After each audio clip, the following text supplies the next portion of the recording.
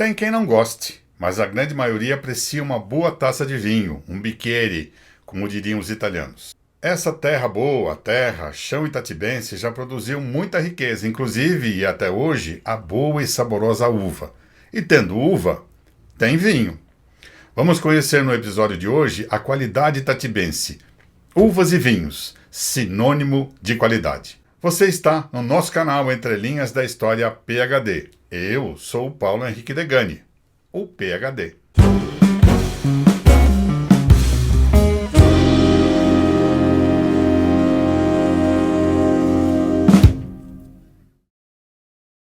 O nosso canal Entre Linhas da História conta com o apoio do Acervo Fotoparódia, Associação Pró Memória de Itatiba, CRN Central de Rádio Notícias e do JI, Jornal de Itatiba, e com o patrocínio das empresas Morro Azul, Lazuli Hotel, Fênix Móveis Especiais, ITT, Itatiba Transporte e Turismo, Paladino Gás, TCI, Transporte Coletivo Itatiba e Uliane Calçados. Há alguns anos tivemos conhecimento de um exemplar do jornal Bom Vivant de 2003 pelas mãos e gentileza do amigo Helder Presoto. Nesse jornal havia, para nossa alegria, minha e dele, um artigo sobre a primeira exposição de vinhos nacionais. Vocês estão pensando, lá vem ele querendo dizer que Itatiba também produzia uvas e vinhos de qualidade lá atrás na sua história. Que dúvida, não? É claro que sim. Os vinhos produzidos em Itatiba, no ano de 1888, já tinham excelente qualidade. Sabendo da importância de todos os fatos para a construção da nossa história e suas entrelinhas, fomos buscar umas notas e referências oficiais ou não que pudessem esclarecer melhor o assunto. A videira, gênero de arbustos da família Ampelidáceas, olha, Ampelidáceas é cultivada desde a pré-história por causa dos seus bagos açucarados, as suas uvas, cujo sumo fermentado dá o vinho. Brás Cubas, segundo o pesquisador inglês de Souza, foi quem primeiro amanhou a videira e produziu vinhos, ao redor de 1551, no atual bairro do Tatuapé, sendo que as referências sobre vinhas e vinhos, passadas através dos tempos, são inúmeras. Segundo o mesmo jornal Bom Vivant, uma das primeiras exposições de vinho nacionais foi realizada no final do período imperial, em 1889, junto com a primeira exposição de açúcares, por iniciativa do Centro de Indústria e Comércio do Açúcar, lá no Rio de Janeiro, sendo organizadas pelo Ministério da Agricultura. Vamos ler para vocês a parte da reportagem que se refere aos vinhos de Itatiba. Acompanhe. Abre aspas. Outro tinto de Itatiba, de nome Chateau Joly, de uva Isabel, de 1888, mereceu o comentário puro e bom, um dos melhores desta prova. Também de Itatiba, um branco de uva Isabel, de 1888, teve o nome de verdadeiro, puro vinho branco. Classificação 2, a melhor seria 1. Um adendo aqui. A uva Isabel é uma espécie de uva cultivada lá no Rio Grande do Sul entre 1839 e 1842, vindo lá dos Estados Unidos, conhecida também como uva americana. Pesquisando mais sobre o assunto, encontramos nas páginas do jornal itatibense A Tribuna, de 1961, texto de J.S. Inglês de Souza que diz: se bem que o município Itatiba, com o grifo nosso, não figure com frequência nos documentos do século passado como zona viticultora, encontra-se uma ou outra referência nesse sentido.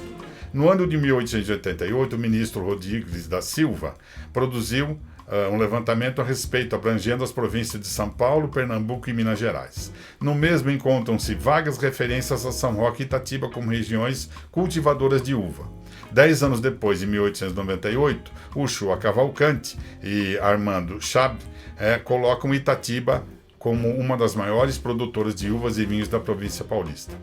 Veja como são importantes as entrelinhas da história e a pesquisa. No nosso brasão, além do café, está também a uva. Já questionaram o porquê disso? A produção bem significativa que influenciou o artista itatibense João Teixeira de Araújo a incluí-la no desenho original do nosso brasão e mantido na sua adequação de 2022, mostra isso. Vê-se por aqui que os itatibenses já eram velhos e experimentados vinhateiros, assim como se produzia cerveja de qualidade e a famosa gasosa, refrescos de limão gaseificado. Será que a viticultura de Itatiba nasce anterior a Jundiaí?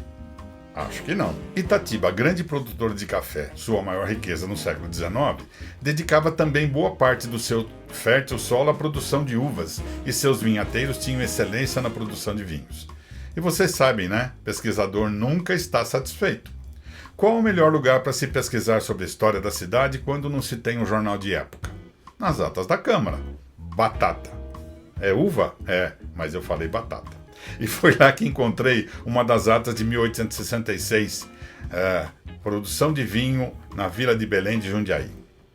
Na ata diz o seguinte, ata de 9 de julho de 1866, aparece um requerimento de José Antunes Braga, pedindo a esta Câmara nomeasse uma comissão para examinar o vinho fabricado neste município pelo suplicante, com o fim de submeter à exposição nacional. Também em 13 de julho, a comissão encarregada de examinar o vinho de José Antunes Braga foi de parecer que o vinho examinado, assim como o seu parreiral, eram de excelente qualidade. Outro fato interessante acontece em 1889. Na sessão de Câmara, um pedido do vereador Herculano Pupo Nogueira para que o Jardim Botânico enviasse a Itatiba bacelos para serem distribuídos aos viticultores da cidade. Em 1º de abril de 1889, o vereador Herculano Pupo Nogueira indica que se requisitasse, através de ofício, o recebimento desses bacelos, vindos da Itália a fim de serem distribuídos aos agricultores da cidade.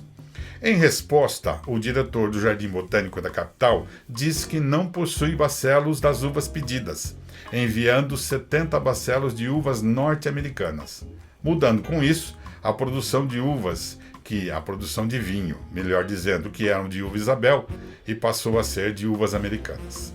No almanaque de 1905, dentro do tópico agricultura, temos o seguinte, abre aspas, a lavoura do município, além do café, a principal, consiste na de vinha, cereais e legumes, estes em grande quantidade e quase sem rivais por excelência. Merece menção especial a extraordinária produção de vinho, que já atingiu há algum tempo 4.000 litros. Fecha aspas. Veja onde chega a obsessão do pesquisador. Encontramos também um questionário sobre as condições de agricultura de 173 municípios do estado de São Paulo, entre 1910 e 1912, editado no Rio de Janeiro. Lá temos, sobre Itatiba, o seguinte destaque. Abre aspas. Árvores frutíferas produzidas, laranjeiras, jabuticabeiras, pessegueiros, macieiras e parreiras. As melhores são laranjas, jabuticabas e uvas.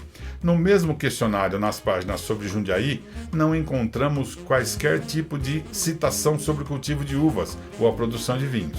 Só pode ser um erro da comissão nessa informação. Assim como em Itatiba, a mudança do tipo de uva acontece em Jundiaí. Em 1933, uma mutação genética espontânea surge nos vinhedos jundiaienses, uma nova variedade de uvas, a Niágara rosada. Esse fenômeno ocorrido lá no bairro do Traviú motiva a realização em 1934 da primeira festa da uva, que recebeu naquele ano mais de 100.000 visitantes. Já em Itatiba, no ano de 61, entre 14 e 22 de janeiro, aconteceu a nossa primeira festa da uva, realizada lá no Alto de Fátima, tendo a ajuda de toda a comunidade e o padre Luiz Carlos Dutra como grande incentivador. A programação da festa foi extensa. Missas pela colheita, exposições, premiação dos melhores produtores, desfiles de carros alegóricos, eleição da rainha e princesa, baile e competições esportivas, atraindo uma verdadeira multidão ao Alto de Fátima. Os tempos mudaram, mas Itatiba continua a cultivar suas parreiras e a produzir vinhos de qualidade. Aqui, no nosso canal Entre Linhas da História, você conhece a minha, você conhece a sua, a nossa história. Forte abraço!